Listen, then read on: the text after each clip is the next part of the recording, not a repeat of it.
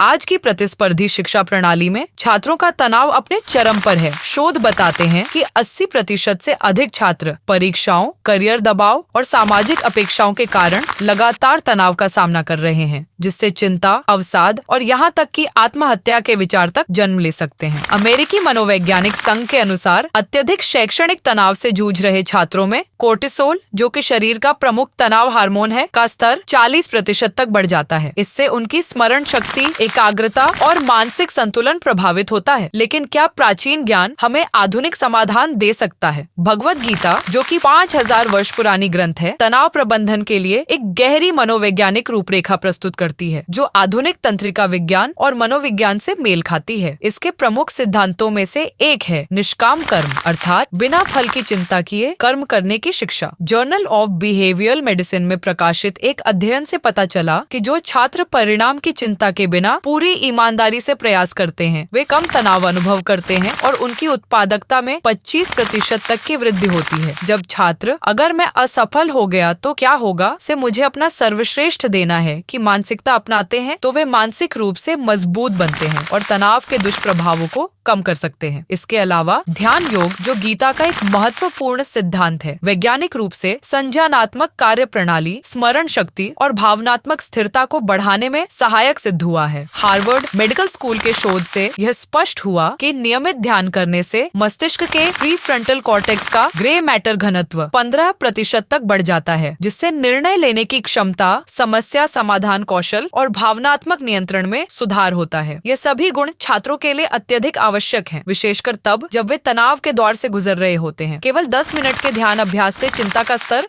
31% तक कम हो सकता है, जिससे अध्ययन और परीक्षाओं में एकाग्रता बढ़ती है।